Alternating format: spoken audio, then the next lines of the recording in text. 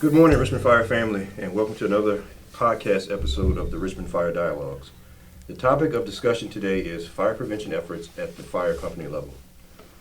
I'm your host, Captain Michael Wilkins, and along with me today I have Battalion Chief Michael Smith, Jr., Captain William Spindle, and Lieutenant Clinton Lewis. So, Chief Smith, you want to tell us a little bit about yourself and your experience here with the fire department? Okay. My name is Mike Smith. I am a battalion chief, currently Battalion 1 on the A shift.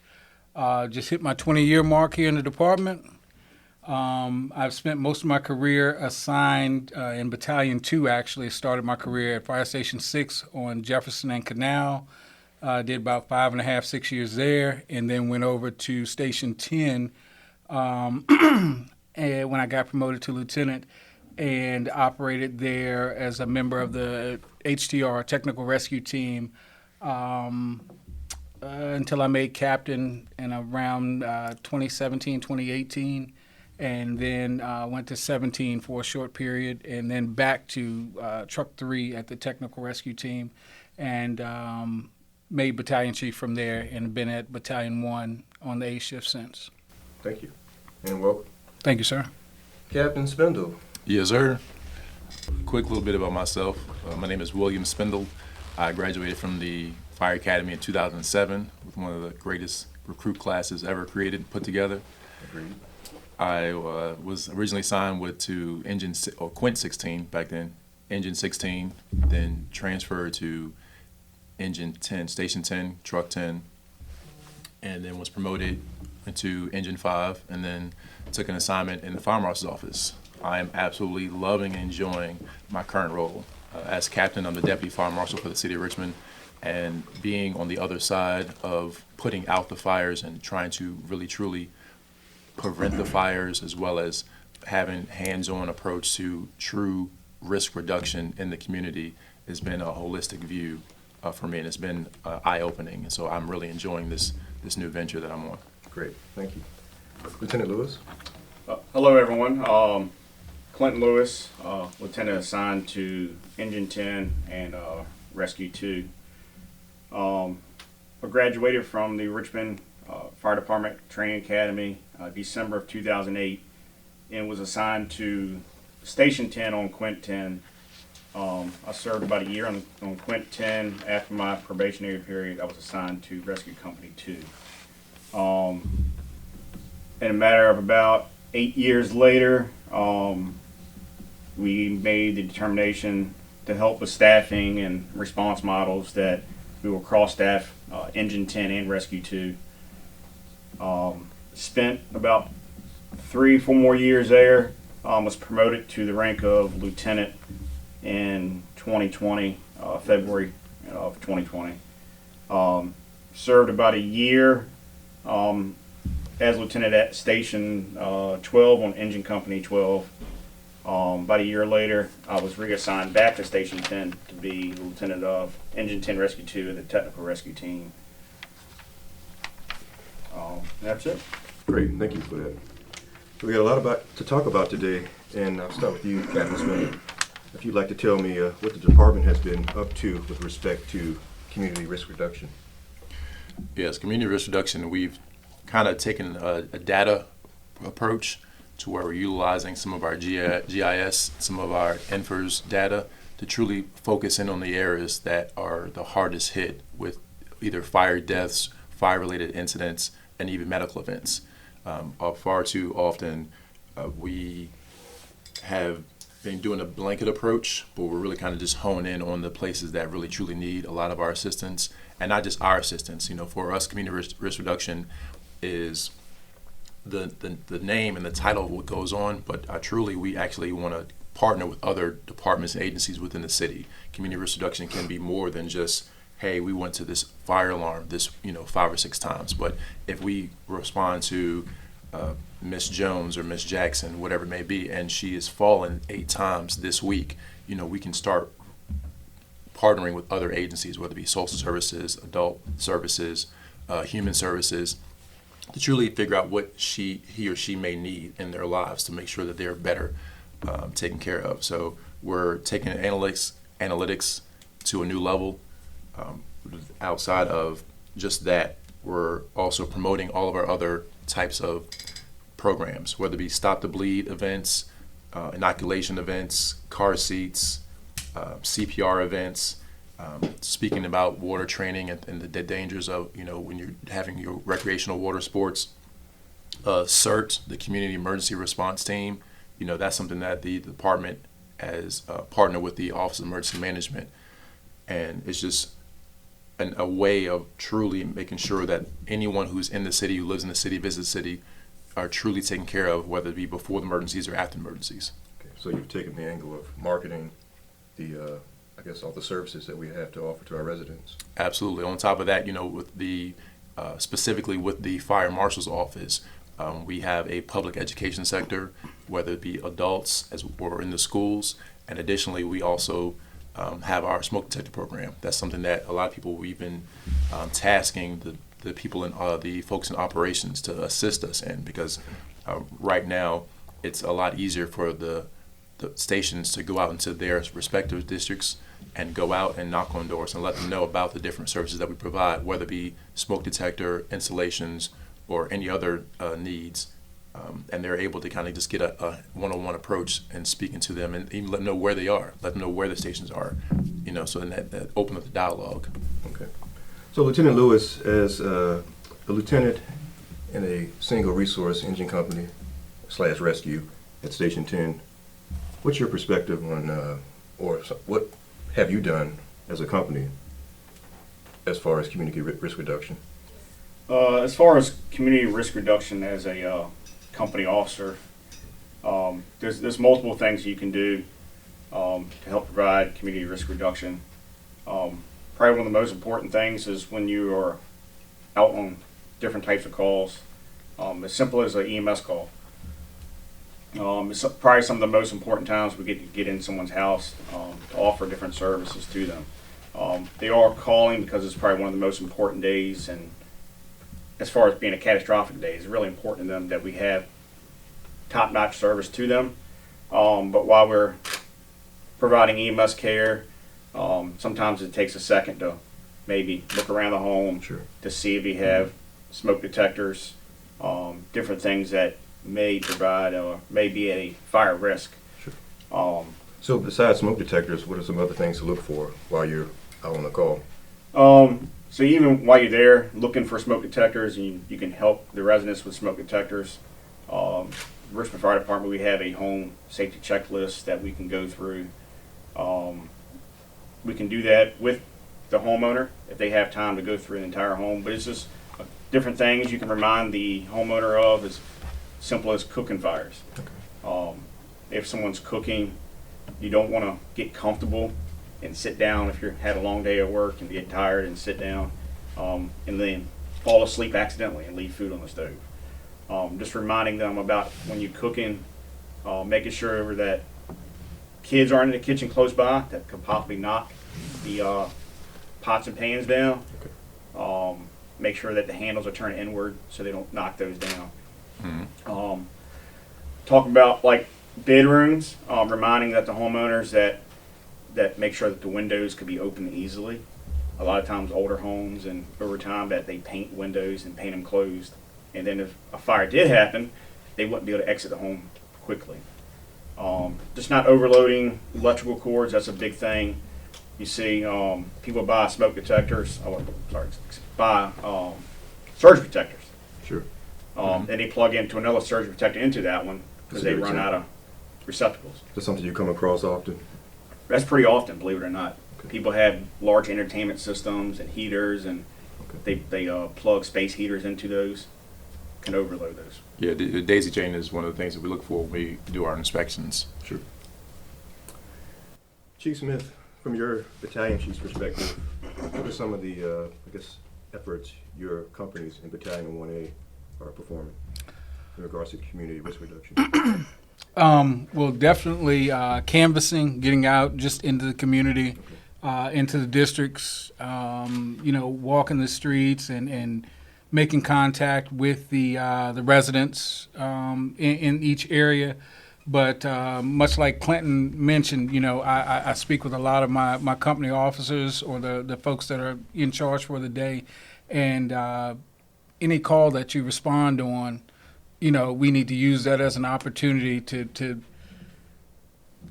have eyes and ears inside of that house, you know what I mean, inside of that apartment, and fully take advantage of, the prevention Sure. aspect of that opportunity. Sure. And so I always have them, again, you're there for a medical call, check smoke detectors, make sure they're working. If you're there for a fire alarm, make sure things are working properly. Look for all of those other things like Clinton or Lieutenant Lewis alluded to.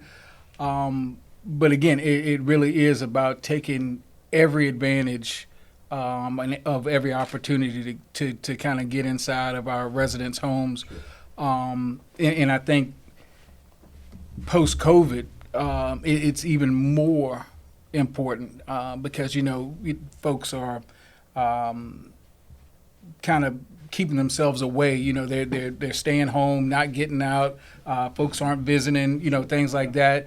And I tell you, we see it a lot within our elderly community where they're not getting seen and folks aren't getting into their homes to see, that things are starting to accumulate, trash isn't being taken out, and things like that. So when we do get an opportunity to get in and see those things, like Captain Spindle mentioned, it's at that point we can impact and prevent something catastrophic from happening by reaching out to Adult Protective Services if need be, Sure. And any other resource within the city Sure.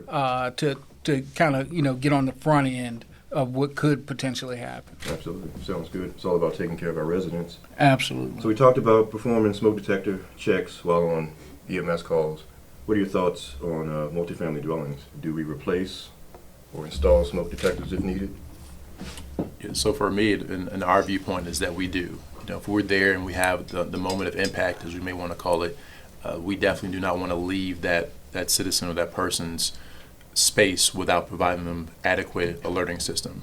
So definitely. And so what the Richmond Fire Marshal's Office is advocating is that if you as in one of the fire department employees are there, give them what they need. Make sure they're good. If it's just a battery, give them a battery, and then just contact our office immediately. Let us know so that we can kind of hold either the leasing or property manager accountable for what their needs are to making sure that they keep their properties up to code. Okay, so there has to be some follow-up from the company officer to your office Yes. and keeping the property managers in the loop.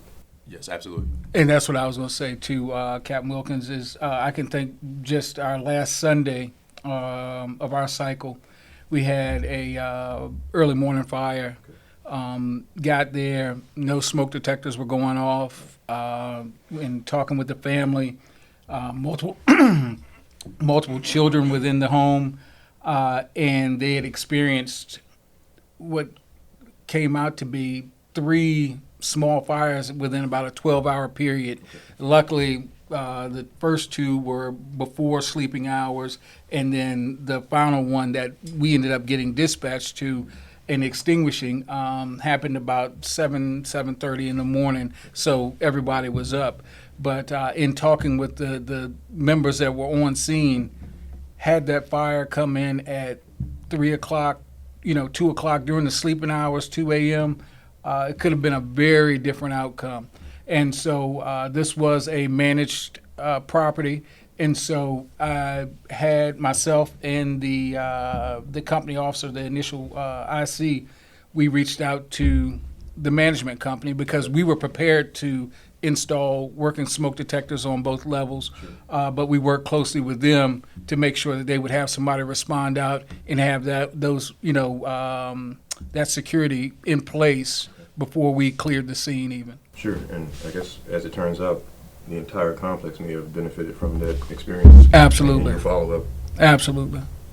So, with Fire Prevention Week coming up on October 9th through October 15th, let's talk about how do you properly install smoke detectors. Ceiling height, on the ceiling versus sidewall, how many should you install, based on how large the dwelling may be? All right. Smoke detectors, as we know, it's a tremendous help in saving lives and preventing fires getting large and overcoming someone's house. So smoke detectors, NFPA 72, actually new construction is required to put smoke detectors inside every bedroom and outside the bedrooms. We know a lot of older construction don't follow NFPA 72 just because it's older construction and the residents probably been there for a lot longer. A lot of then all the new construction too as well, the smoke detectors are going to be hardwired. So one goes off maybe in the attic, that senses smoke. The smoke detectors on the ground floor is also going to go off as well. But if they're not hardwired, they're battery operated. Smoke detectors should be mounted no closer than 4 inches from the wall. Preferred place to mount smoke detectors should always be mounted on the ceiling. It's the best place to mount them, but no closer than 4 inches from the wall. If you have to mount them on the wall, 4 inches from the ceiling, and you don't want to mount them any further down the wall than 12 inches. And that's just because smoke rises, of course. Sure. When smoke hits the ceiling, the way it banks down, it's gonna prevent it from going to the wall. Smoke detectors as well. It's recommended to have one that's laboratory tested, that's UL listed, that we know it's a reputable smoke detector that will work. Smoke detectors, they do have most of them have a 9-volt battery that's installed on them, and we always recommend changing those batteries twice a year. It's a good recommendation. So when we change our clocks, when you spring forward in the spring and fall back, which would happen in a few short weeks, we recommend changing your battery. Some other new smoke detectors that are coming out come in with a 10-year battery in there. So you don't ever have to change those batteries. They're good for 10 years. So what's the recommended, suggested time to replace smoke detectors? Most of them manufacturer, you have to follow the manufacturer recommendations, but most smoke detectors are only good for about 10 years. Sure. And that's just because they constantly sit there and they detect if anything's going on. So things can go bad and go wrong with them, so we always recommend replacing them every 10 years. Sure. And you mentioned the UL rating for smoke detectors. Does that include surge protectors as well? Yes, surge protectors as well. So any of our appliances, we do recommend making sure it's UL listed. And extension cords. Extension cords. Yes, absolutely. Something else about smoke detectors. Another place to make sure you don't mount them. Make sure you don't mount them near air ducts.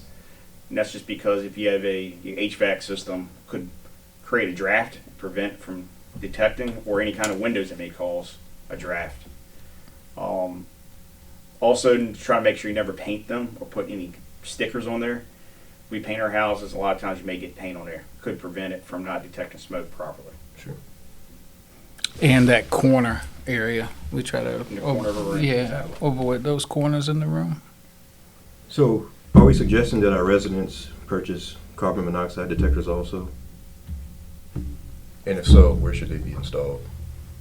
I think we definitely are recommend purchasing carbon monoxide detectors if they have any type of gas appliances, Exactly. or if they burn any kind of wood in the fireplace that could produce carbon monoxide. Okay. Carbon monoxide detectors, you don't want to put them directly beside a gas appliance because gas appliances do produce minute amounts of carbon monoxide if they're functioning properly. So we typically recommend replacing or placing CO detectors about 5 to 15 feet away from the gas appliance. Okay. I typically try to recommend if you have one, if it's electric carbon monoxide detector, always have one that has a backup battery Okay. in case you do lose power. Sure. Absolutely. And I mean, the most common things are either going to be your heat source or furnace that's going to be gas fired. The logs in your fireplace, you could have the gas logs there. Hot water or your cook stove, your cooktop. And like Lieutenant Lewis said, just in the proximity, but not directly adjacent to any one of those, I think would give a reasonable detection. Yes, sir.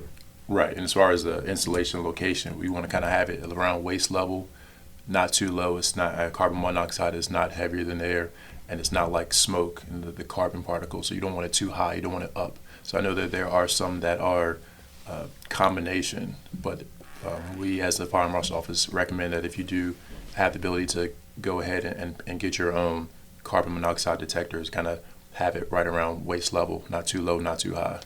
Absolutely. Okay, so we talked about our community risk reduction efforts. We talked about performing smoke detector checks on the medical calls, our perspective on multifamily dwellings, CO detectors. What have we learned from our experiences with the community risk reduction efforts? What are some of the takeaways?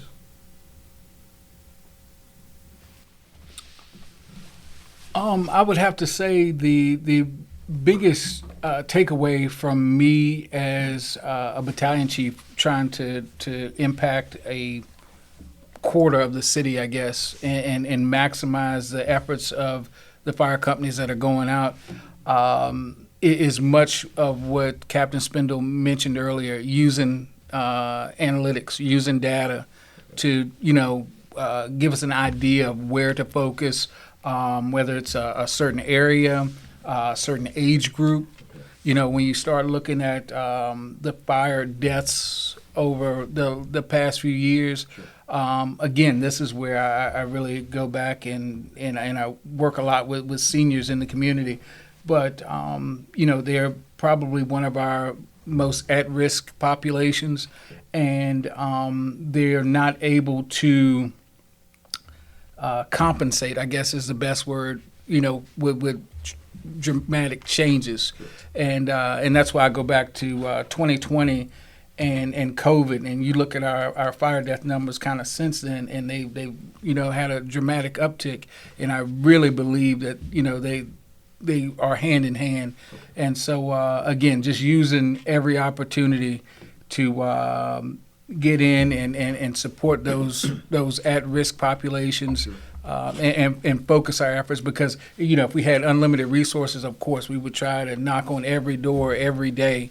That's our ultimate goal. Yes, sir. But just understanding that it's not really feasible. Let's make sure we make the greatest impact. Sure. So we're strategic Exactly. with our deployment of our resources. Absolutely.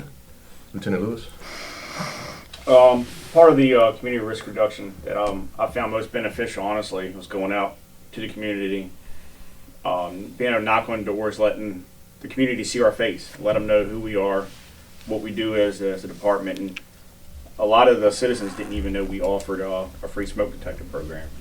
So being able to let them know some of the services that we offer. A lot of the elderly, they have smoke detectors, and they may have been older than 10 years, and they're not physically able or don't have someone to replace a simple battery. We find it very simple to get up and climb on a ladder to replace a battery, but once you get to elderly, you may not be physically able. Even go to some of the neighborhoods and talking to families with kids, they never thought about having a meeting location if there was a fire. So we just kind of reminded them to make sure you have a meeting location somewhere safe out the way, so when we respond in, to let us know that my whole family's here, we're out of the resident, to let us know that everyone's safe out of the residence. We always go in as a precaution when there's a fire and search to make sure, because something catastrophic, sometimes people are not maybe thinking 100% and they may be out of, just because what's going on, it's a lot going on. Sure. And reminding them, a lot of them didn't understand the importance of closing bedroom doors when they sleep, which is very important. You can have a fire in the hallway, could really damage the rest of the house, but if you look at a bedroom doors closed, there's no damage inside. So it's really amazing what a bedroom door closed can do. Wow. So just reminding some of the residents of those situations. Sure. So you've built that expectation of service. So when our residents see your company out and about, they know what to expect. Yes, sir. Yep.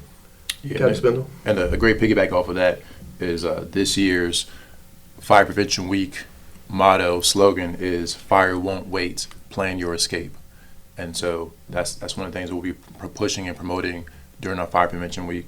But speaking specifically about community risk reduction is that for the companies that go out and do these canvas events is to go ahead and continue to utilize the Fire Marshal's Office.